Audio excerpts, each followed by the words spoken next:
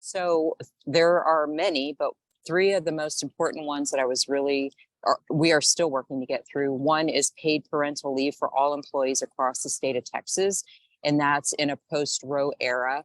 I feel like if we're going to wave the pro-family flag and pro-children and all of that, that we should finish the job and make sure that we take care of the family foundation, which is bonding with newborns or whenever you're adopting or your family's growing.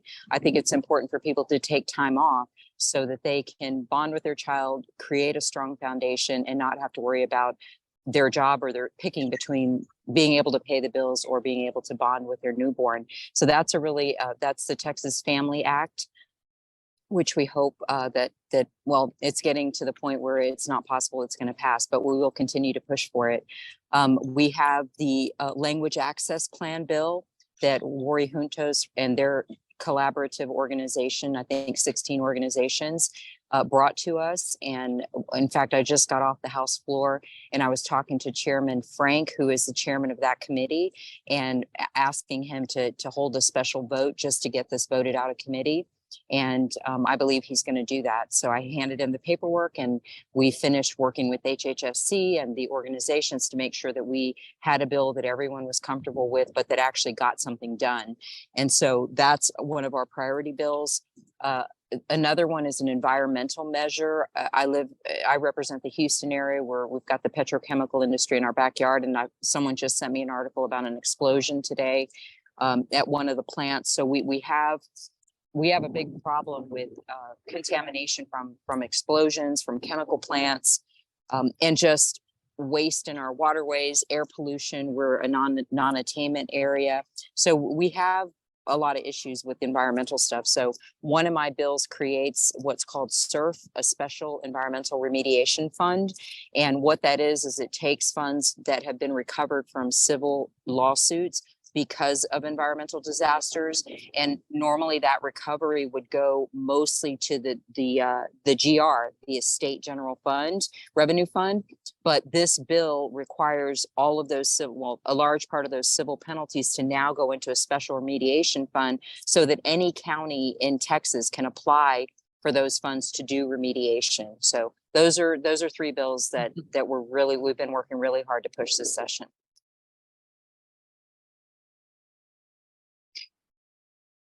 SB 14 is one that we've had on the calendar for the last 2 days. That's gender affirming care. It's medical care for young people who have dysphoria. It's I think it's called a DSM-5 category diagnosis. So it's a legitimate diagnosis that families are working with their children through. And part of that is having medical care, therapists, doctors, and whatever those young people need to develop. And that's a bill that's trying to take all that away, alienate parents from their rights to make those decisions.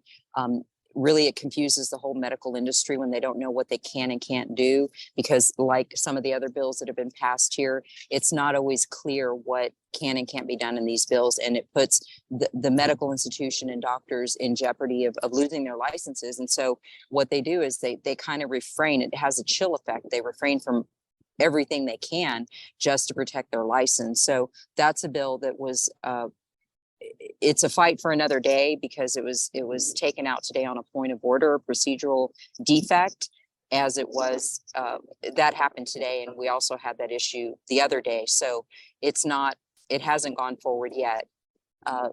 Let's see, some of the other ones attempt to limit local control. Put guns in schools is a big one. Instead of targeting responsible gun ownership, it's like, well, let's arm somebody at every school instead. And so it really is just complicating the gun death and gun violence issue more by saying this is a solution, when in fact the solution is responsible gun ownership, which means, background checks, raising the age, raising the scrutiny for access to weapons of all kinds, really, but especially of mass, AR-15s and things like that can take out a lot of people really fast.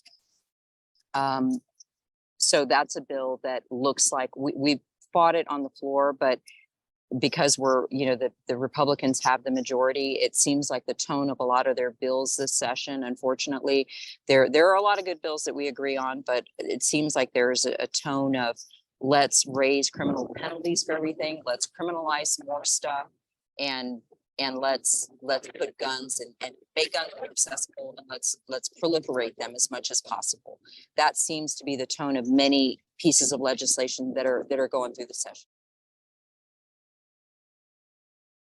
Everything we do here, even though people feel disenfranchised, they feel like the government's, a lot of people feel like the government is just something that happens over there.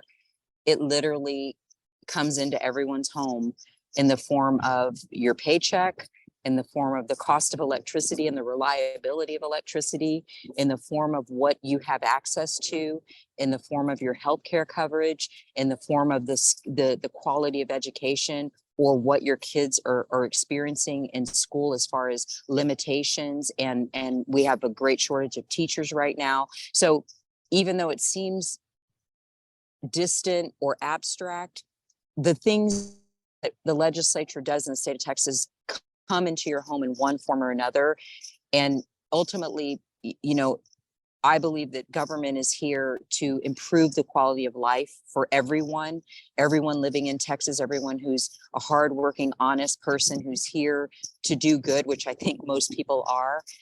We're here to make sure that we use the resources that you entrust us with as good stewards to bring them back in the form of reliable services, reliable, critical things like our power, like healthcare, like having sufficient hospitals, having good healthcare coverage, making sure that you have jobs where you're not discriminated against, making sure you have safe roads, making sure that you can go places without worrying about a mass shooting, making sure we have mental health care.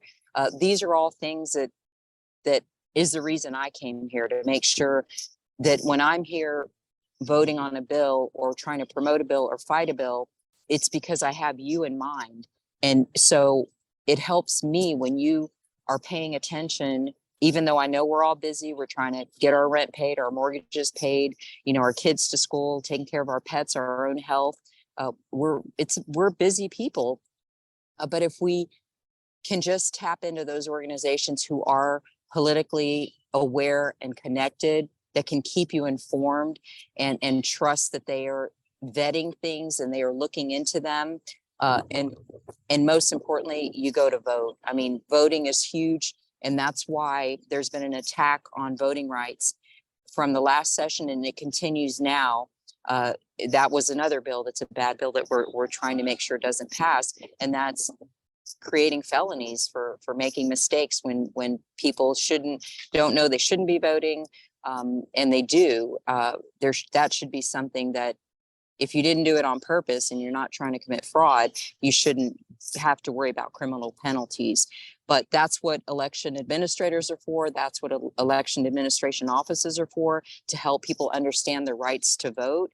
And that's another thing. They're trying to eliminate the election administration offices, believe it or not. So that fight continues. And the reason that fight is so important is because they know that the more aware people become, they will realize the power of their vote. And that's why there's so many attempted limitations on voting now. There's a direct connection. So I would say rely on the organizations in your community that inform you, that vet candidates, that vet issues, that are on top of issues, and therefore it shortcuts the work you have to do to understand the issues that are happening right here at the Capitol.